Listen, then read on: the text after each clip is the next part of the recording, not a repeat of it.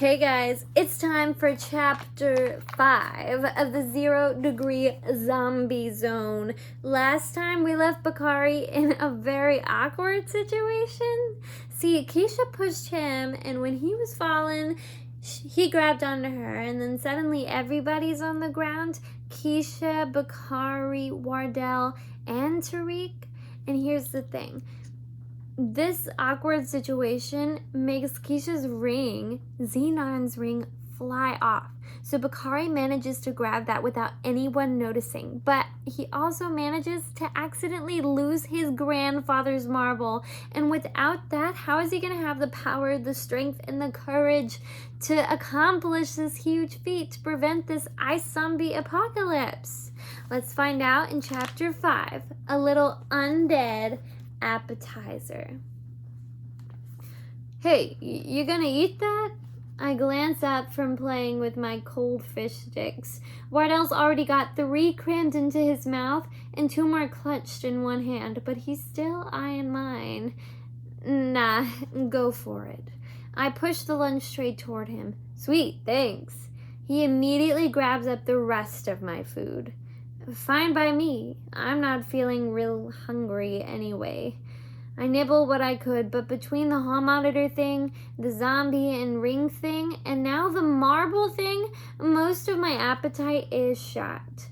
I do manage to keep a death grip on my brownie, though, and ignore Wardell's puppy dog eyes. It's not like he hasn't had 2 already. Dude, I gotta get that marble back, I tell him for the 100th time. Tariq and Keisha are sitting on the other end of the 4th grade table, surrounded by half our class, telling stories and laughing like this is the best party ever. Tariq's not even holding the marble, near as I can tell. Looks like he's got the brownie in his hand, he's waving around, and a bottle of juice in the other. I bet he just looked at Granddad's marble for a few seconds and stuck it in his coat pocket and forgot about it. Or maybe he got bored and tossed it. My heart seizes for a second. I don't really buy this one. He'll hold on to it just in case he wanted it later. Besides, it's shiny, and Tariq likes shiny things, like gold medals. What are you gonna do? That's the best Wardell can manage around a mouthful of food. Good thing I'm sitting across from him. The spray doesn't quite make it to my side of the table. I take a bite of brownie. I wish I knew. I'm just swallowing the bite when the cafeteria door slams open and 2 long shadows stretch all the way across the room. I glance up and my heart stops.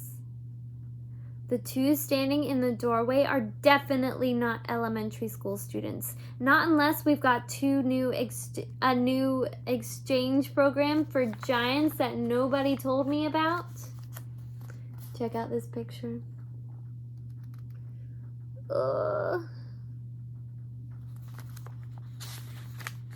They've got to be over 7 feet tall. Their heads nearly scraping the doorframe above them. They're not teachers either. Not unless teachers are going around wearing old rags that were probably clothes once, maybe a decade ago. And then there's this whole blue and white skin thing, and the glazed over milky eyes, and the slacked jaw, and arms out, hands vaguely grasping air as they scramble into the room. Uh-oh. Ice zombies. A pair of them from Xenon's 0 Degree Zombie Zone. But what are they doing here? Ice zombies like brownies? Really, it's no surprise at all that the first people to react are Tariq and Keisha. Hi, can we help you? Keisha asks in her fake, hello grown-up, I'm incredibly sweet and polite voice as she bounces over. And Tariq's right behind her, though I can see he's frowning as his eyes freeze on the pair.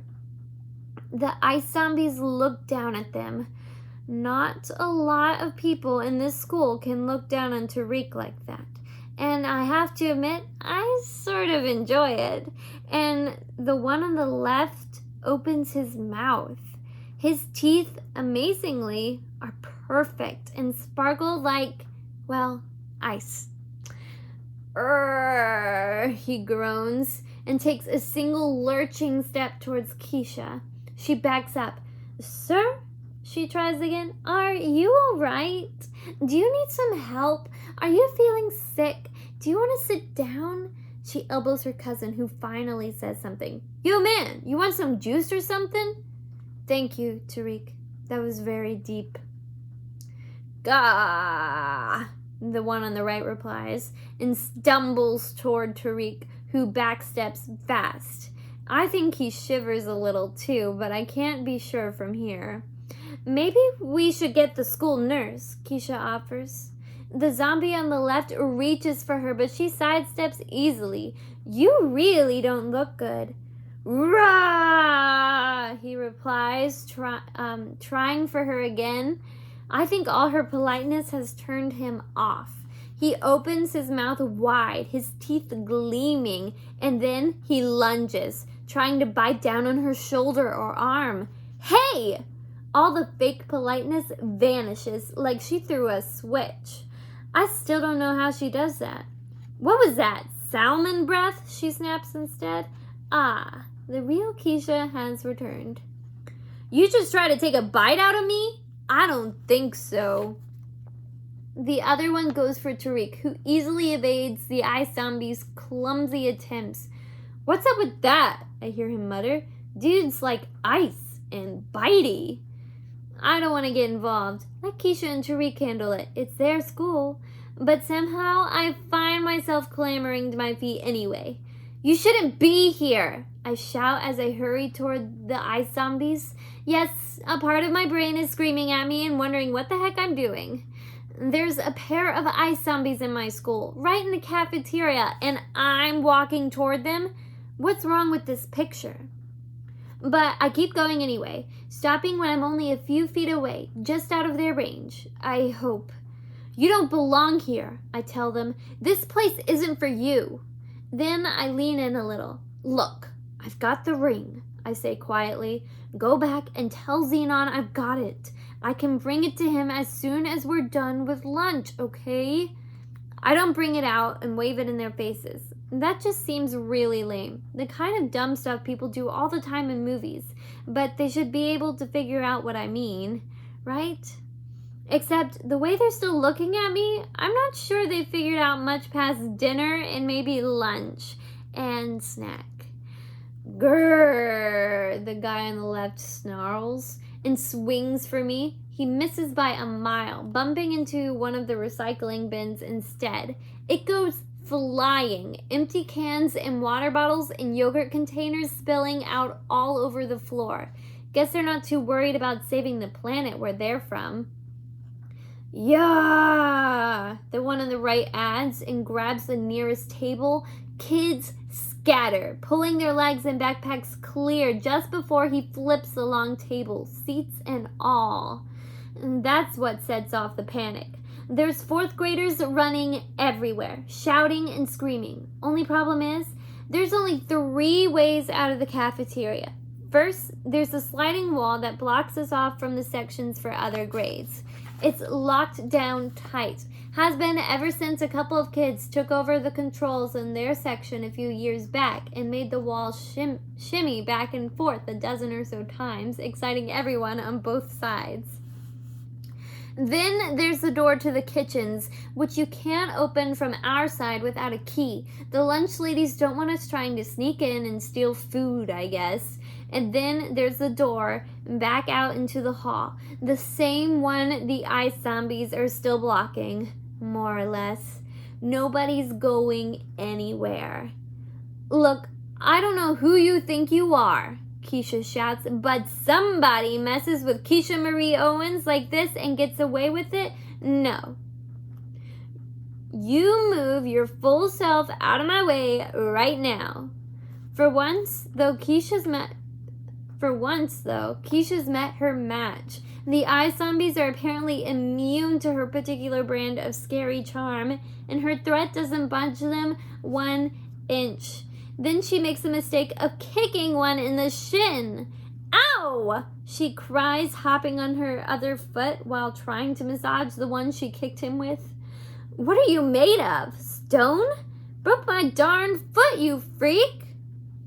Ice, actually, I think, but I don't bother saying it. What would be the point? Tariq leaps in just then, glaring at the ice zombie. Nobody messes with my cousin, he shouts and hurls himself at the monster. Shoulder first like this is a football, and he's blocking for the quarterback. Too bad Mr. Ice Zombie towers over him by at least a foot and is frozen solid besides. Wow, for the first time in history, Tariq fails at something. I probably shouldn't enjoy this as much as I do. Especially since the one on the right has spotted me again and starts making his way towards me, tossing tables and benches and food trays and trash cans aside as he goes. Any kid who gets too close to his flailing arms goes flying as well, but those milky eyes stay fixed on me. I think. I gulp. Maybe they understood about the ring after all. There's gotta be a way to send these guys back home. I reach into my pocket for Granddad's marble, hoping maybe he was right about it having magic. But, of course, it isn't there. Instead, my hand touches something squared off and heavy and really cold. All right. I slide the ring onto my thumb and pull my hand out of my pocket, holding the ring upright. I command you to go back to your own world, I shout, trying to make myself heard over the crowd. Nothing happens. Go away, I try again, waving the ring in their direction. Still nothing. Other than my thumb is going a little numb. Come on, I shout, shaking the ring back and forth. Do something. You ever have that feeling when you bite into something cold, really cold, and it's like the cold laces through your entire brain? I get that sensation just like that. Ow! Only it doesn't fade away. And somehow don't ask me how I know. I know it's coming from the ring. Yeah? I muttered to it. You think that's gonna stop me from using you? Guess again, chump. Bakari Katari Johnson is on the case, and you're gonna help me get these ice suckers home somehow. The sharp pain continues, and I concentrate on it as hard as I can. Work! I'm so busy tussling with this pain in my head, I almost don't see it. But then out of the corner of my eye, I glimpse something small, bright blue, and glowing. I glance over it, and it's the circle, like the one Xenon sent me through.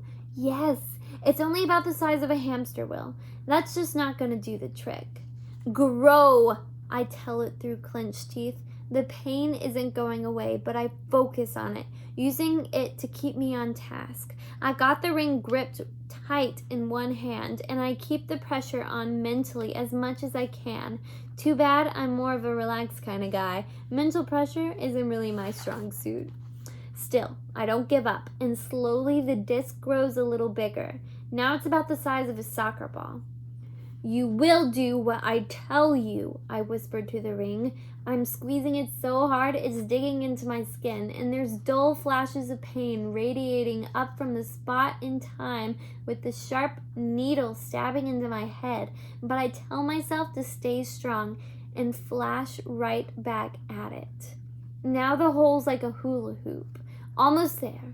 The only problem is the two ice zombies are halfway across the room from each other, and the one on the left is terrorizing kids near the kitchen door, while the one on the right hasn't strayed far from the hall door.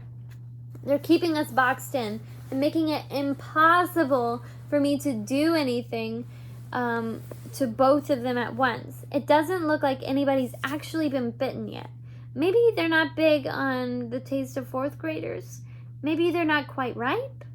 But that's probably only a matter of time, unless I can get them moving. Hey, gross ice face, I shout at the one by the kitchen.